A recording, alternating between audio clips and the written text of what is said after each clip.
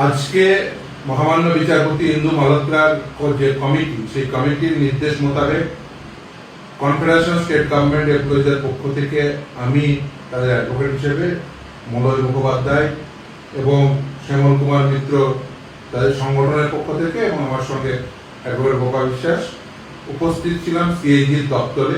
তার কারণ সেখানে নির্দিষ্টভাবে নির্দেশ দিয়েছেন জাস্টিস মালহোত্রা কমিটির সামনে অ্যাপিয়ার করার। আমরা অ্যাপিয়ার করে আমাদের কেসটিকে কমিটির সামনে রেখেছি, বিশেষ করে সিএজির সামনে, ডেপুটি সিএজির সামনে।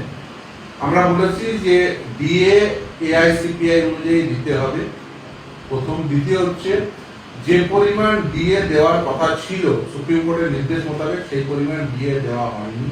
ক্যালকুলেশন যেটা করা হয়েছে সেটা রং মেথোডোলজি সেটি অ্যাডপ্ট করা হয়েছে। সঠিক মেথোডোলজিটি কি হবে সেটা আমরা প্লেস করেছি। এবং শুধু তাই না, এই ডিএ ক্যালকুলেশন করার সময় বেসিক পে, গ্রেড পে এই দুটো প্লাগ করে তার উপর ডিএ ক্যালকুলেশন করতে হবে। এবং ডাক্তারদের ক্ষেত্রে যারা এনপিএ পায়, নন প্র্যাকটিসিং অ্যালায়েন্স, তাদের ক্ষেত্রে basic pay plus grade pay plus NPA করে তার উপরে ডিএ ক্যালকুলেশন করতে হবে। সব থেকে ইম্পর্টেন্ট যে একটি গ্রিভেন্স সেল খুলতে হবে। গ্রিভেন্স সেল মানে ওয়েবসাইট খুলে সেখানে প্রতিটি এমপ্লয়ি তারা আন্ডারপেড হচ্ছেন কিনা, as per Supreme Court judgment মোতাবেক তারা পেমেন্ট পাচ্ছে কিনা, সেই জন্য একটা গ্রিভেন্স উইন্ডো খুলতে হবে তাতে প্রতিটি এমপ্লয়ি, সে যে কোনো এমপ্লয়ি হতে পারেন, তারা যে সুপ্রিম কোর্টের নির্দেশ মোতাবেক এরিয়ার পেমেন্ট না পেলে তারা গ্রিভেন্স জানাতে পারবেন।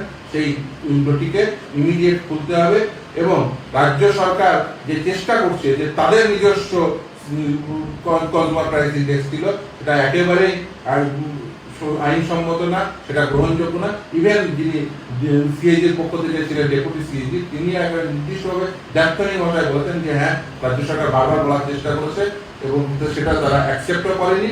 এবং সেটি যে through out the proceedings, tribunal, high court এবং সুপ্রিম কোর্ট, এই থ্রু আউট দ্য প্রসিডিংসে কখনো রাজ্য সরকারকে এটা বলেনি, সেটাও আমি জানিয়েছি এবং সেটা অ্যাকসেপ্টও করেছে। ফলে ডিএ এআইসিপিআই অনুযায়ী দিতে হবে প্রথম। দ্বিতীয় হচ্ছে একেবারে নির্দিষ্ট সময় সাপেক্ষে দিতে হবে। তৃতীয় হচ্ছে যার যা গ্রিভান্স আছে সেই গ্রিভান্সটাকে মিট আপ করার জন্য গ্রিভান্স উইন্ডো খুলতে হবে এবং সেই গ্রিভান্স মোতাবেক যদি কাউকে আন্ডারপেড করা হয় সেক্ষেত্রে প্রপার পেমেন্ট তাকে দিতে হবে। এই ছিল সাম এন্ড সাবস্টেন্স। এছাড়া আমরা প্রপার যে আমাদের যে সাবমিশন, সেটা রিটেন সাবমিশন আমরা দেবো, সেটাও জানিয়েছি। এবং আমরা একটা ক্যালকুলেশনও করে নিয়ে গেছিলাম যে আমরা অ্যাকচুয়াল কত টাকা প্রাপ্য, কিন্তু কত টাকা দেওয়া হয়নি, কিন্তু তিনি জানিয়েছেন যে আপনারা রিটেন সাবমিশন ওকে মেলে পাঠিয়ে দেবেন। মেল আইডি দিয়েছেন, আমরা আমাদের রিটেন সাবমিশন সেই মেল আইডিতে পাঠিয়ে দেবেন।